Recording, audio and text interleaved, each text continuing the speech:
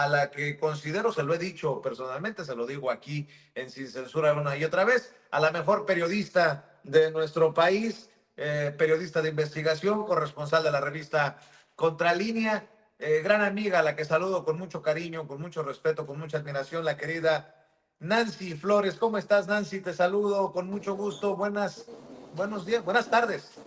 Hola Vicente, buenas tardes. Como siempre tú con tus presentaciones, muchísimas gracias. Te va a salir caro. Un día de estos voy a empezar a cobrar Es por lo estas que estaba, presentaciones. es lo que estaba pensando, a ver qué quiere Vicente. Oye, me dio mucho gusto saludarte el otro día ahí en Palacio Nacional. Y bueno, lo importante de estos ejercicios es que podemos seguir poniendo sobre la mesa los temas que consideramos pertinentes, oportunos. Este que publican del CIDE y su, eh, híjole, lo voy a decir, un talante de discriminación y de clasismo, en el que hay mano incluso de mexicanos contra la corrupción y la impunidad, es un reportaje, una investigación devastadora, mi querida Nancy, que no se puede permitir lo que ocurre ahí en tiempos de la transformación. Sí, fíjate Vicente que es muy interesante ir viendo cómo se fue configurando esta derechización en las instituciones de educación pública, porque no solo es la UNAM, en el caso del CIDE también ocurrió esta colonización del pensamiento y es justo de lo que va este texto, pero también se debería de hacer un trabajo, y yo creo que lo vamos a hacer muy pronto, de lo que ha pasado en la UAM. Fíjate que en la UAM, este seminario que se hizo para, de alguna manera, revisar y sobre todo tener como eje de la enseñanza del periodismo lo que fue la trayectoria de Miguel Ángel Granados Chapa. Seminario de Granados Chapa, así se llama, de hecho, pues fue entregado a Latinus, o sea, un representante de Latinus es el que estaba o está todavía al frente de ese seminario. Y esto pasa en las universidades públicas, o sea, uno podría pensar, no, pues es que están con la teoría de la conspiración. No, fíjate que hay muchísimas evidencias. Y en el caso del CIDE, la revisión que estamos haciendo fue a propósito de este desencuentro, o más bien esta eh, señal discriminatoria que lanzó el representante del Banco de México ante el Consejo del CIDE, pues para decir que no se contrataran a ningún egresado de universidades públicas mexicanas y que se privilegiara un perfil que venga del extranjero. Pero no del extranjero de cualquier universidad, ¿no? Porque claro, hay muchísimas tipos de enseñanza en el planeta, ¿no? Sino específicamente de instituciones, sobre todo estadounidenses, con este pensamiento norteamericano de creer que la democracia solo ocurre en el neoliberalismo y que si un gobierno se aparta del modelo neoliberal, entonces ya no es democrático, y cosas así como que las libertades solamente se pueden presentar en este modelo económico o desarrollar dentro de este modelo económico neoliberal y del capitalismo salvaje. Entonces, bueno, nos dimos a la tarea de ver justamente estos perfiles, consultamos a algunos investigadores del CIDE, que ya tienen otro perfil, y lo que encontramos es que sí, esta derechización del pensamiento se fue enquistando en el CIDE y recuperamos todo lo que tiene que ver con pues ya una de las señales más obvias de que el CIDE se entregó a los intereses de la oligarquía, que es estos convenios que estamos viendo en pantalla, donde aparece la relación directa con Claudio X González Guajardo, con la propia María Amparo Casar Pérez, en una sociedad para que centro de enseñanza pública privilegiara el pensamiento oligarca. ¿Y por qué lo decimos? Bueno, porque se firmaron 7 convenios, 5 de los cuales fueron firmados directamente por el empresario accionista de Kimberly Clark con esta institución, el CIDE, para supuestamente desarrollar un diplomado de periodismo de investigación. ¿Qué pasa con este tipo de colonización del pensamiento? ¿Cómo podemos nosotros observar que existe esta colonización del pensamiento? Bueno, en el caso del periodismo es muy, digamos, observable esta circunstancia porque el periodismo de investigación, que tiene 3 características de las que ya hemos hablado en otros momentos, pues estas características no se pueden sustraer de la profesión. O sea, si no tienes esas características, no haces periodismo de investigación. Y son primero que el periodista elige su tema, que no depende de sus jefes, de los dueños de la corporación mediática para la que trabaja, no depende del jefe de información, del editor, de las fuentes informativas, de algún actor en posición de poder la elección del tema, sino que tú lo decides. Característica número 2, el reportaje, el trabajo final, este texto o esta investigación es producto del trabajo del periodista. ¿Esto qué significa? Bueno, que si bien hay muchos buenos temas, exclusivas, que dependen del trabajo de alguien más, por ejemplo, ahora que se presenta este informe de las armas, si tu eje es ese informe, pues entonces no es periodismo de investigación, por mucho que consultes a más fuentes informativas, ¿no? El trabajo del periodismo de investigación es enteramente del periodista. Los resultados, el conocimiento que se obtiene es a través de este trabajo con metodología, con técnicas, con herramientas del periodismo de investigación.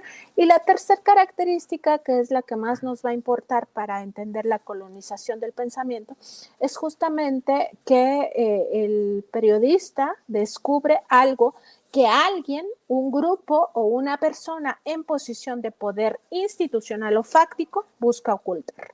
¿Y qué es el poder fáctico? Porque aquí podrían pensar, bueno, es que Mexicanos contra la Corrupción e Impunidad sí hace periodismo porque investiga al gobierno. No se ciñe el periodismo de investigación a investigar al gobierno. Investigas a todos los actores en posición de poder, incluido el propio Claudio X González Guajardo, incluida la propia María Amparo Casar, que tienen posiciones de poder. Y ese es el poder fáctico, particularmente el caso del poder empresarial, del sector económico que estaba acostumbrado a gobernar en este país, es uno de los ejes del periodismo de investigación. ¿Por qué? Porque el sector económico daña a los pueblos, sus acciones dañan a los pueblos. Cuando no quieren pagar salarios justos, están dañando al sector laboral y eso es una línea de investigación para el periodista investigador. Si están contaminando de manera exponencial, como ha ocurrido en México, que están mapeados 60 infiernos ambientales donde las personas mueren de enfermedades terminales como el cáncer o las enfermedades crónicas renales o las mujeres en edad fértil sufren sistemáticamente abortos espontáneos o se presentan diversas tumoraciones o los niños nacen sin cerebro por la contaminación. Eso es una línea de investigación de este tipo de periodismo. Los poderes fácticos son estos poderes a los que nadie elegimos y sin embargo tienen la capacidad de gobernar nuestras vidas o de incidir en nuestras vidas. Y el sector económico es muy, digamos, muy interesante para investigar. Pero entonces, ¿qué enseñaban en ese diplomado, Vicente? A solamente utilizar la herramienta de la transparencia como si esa fuera la única herramienta que tiene el periodismo de investigación. Y entonces les decían, hay que centrarse a estos periodistas que formó el propio Claudio X porque dio clases en el CIDE, hay que centrarse en investigar al gobierno federal y particularmente a la presidencia de la República o a todas las áreas que conforman solo el Ejecutivo. Y entonces, y te has convertido en el dolor de cabeza de estos personajes que estaban metidos como la humedad por todos lados. Porque yo debo de reconocer que las investigaciones que han publicado en Contralínea demuestran el gran poder, control que tenían en instituciones, personajes de Mexicanos contra la Corrupción y la Impunidad. Nótese o llámese Claudio X González. Pero además veo que estos personajes son los que prefieren defender a Trump que defender, por ejemplo, a la presidenta de México, cerrar filas con la presidenta de México ante las amenazas y los dichos de Trump. Ya que hablamos de clasismo, de discriminación, ya que hablamos de, pues, de esto que raya en traición a la patria, es mi opinión, pues son estos mismos, los mismos de los mismos. Perdón por la interrupción, Nancy.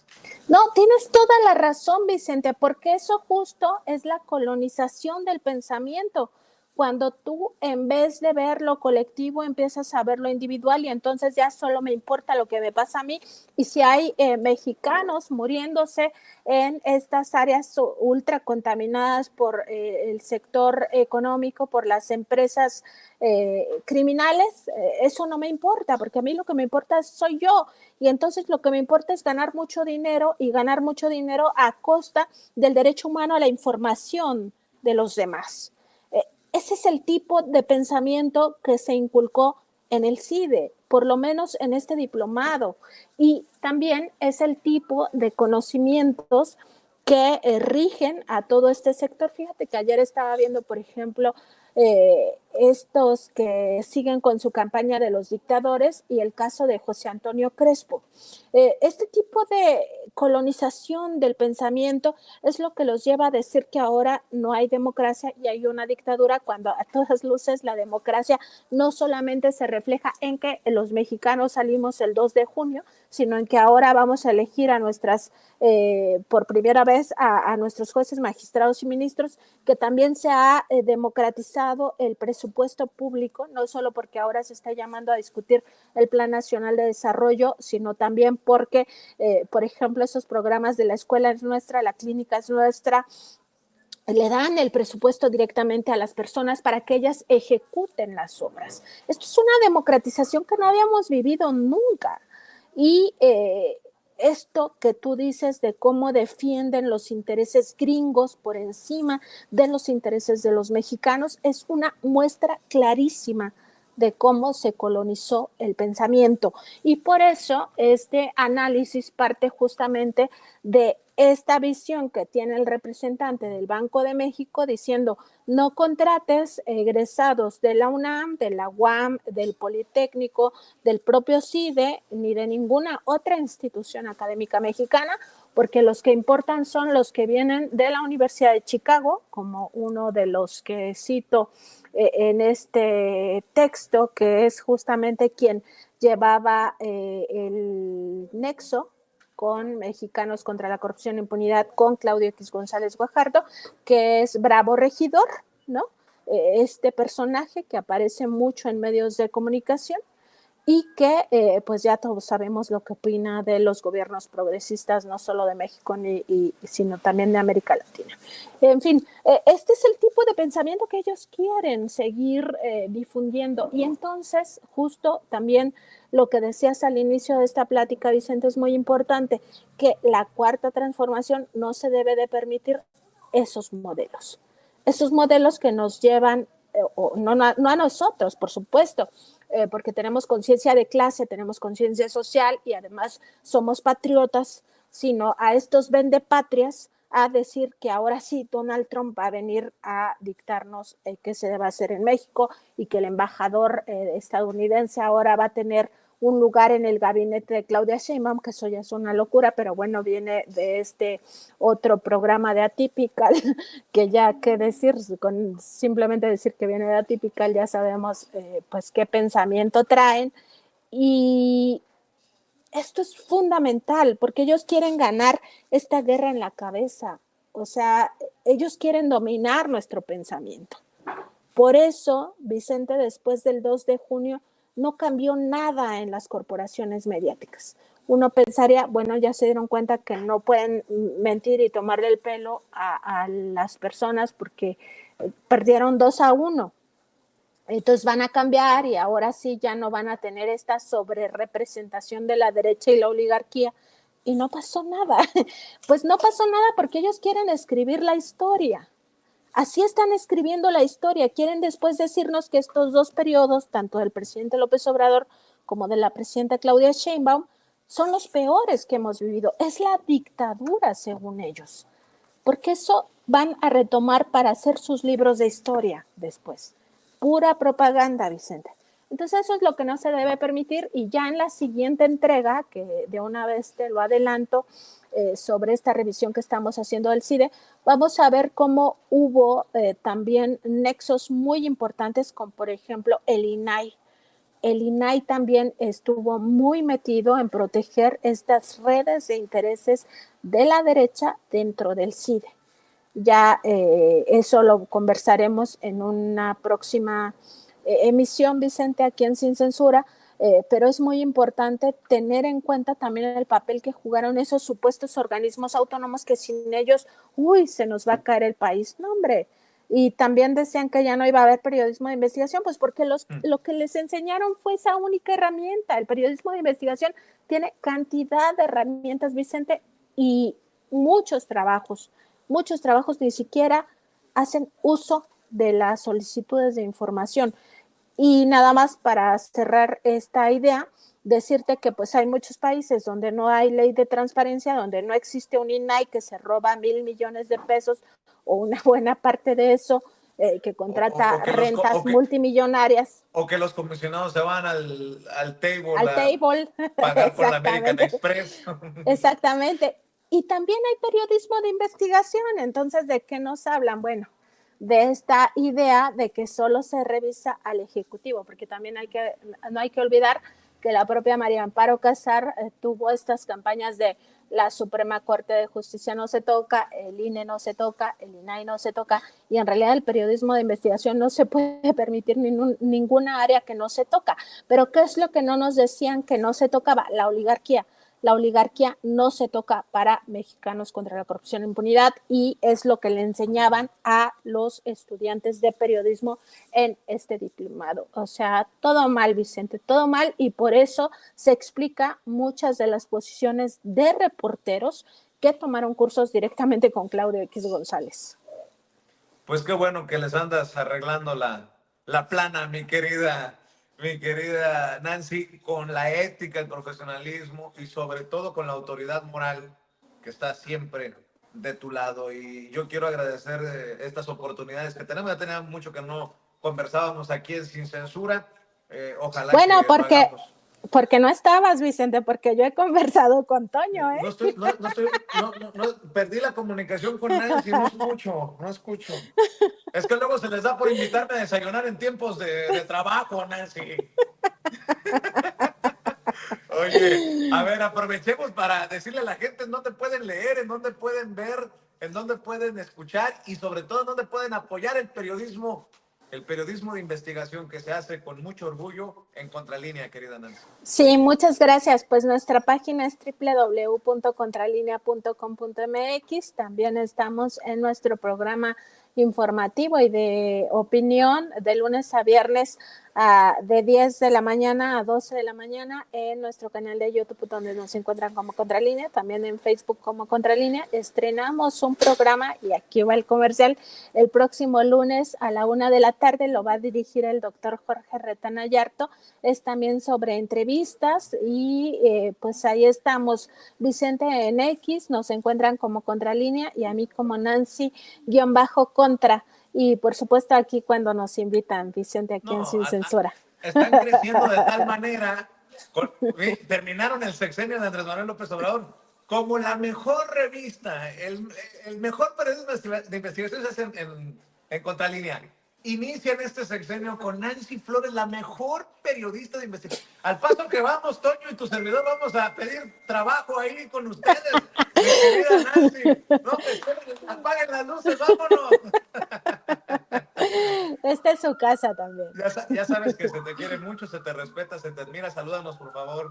al maestro Miguel Vadillo, director de la revista, y estamos al pendiente para otra oportunidad de desayunar en horario laboral. Mi querida Nancy, te mando un abrazote. Un abrazo y feliz año a toda la audiencia, a ti y a todos los que están en Sin Censura. Claro que sí.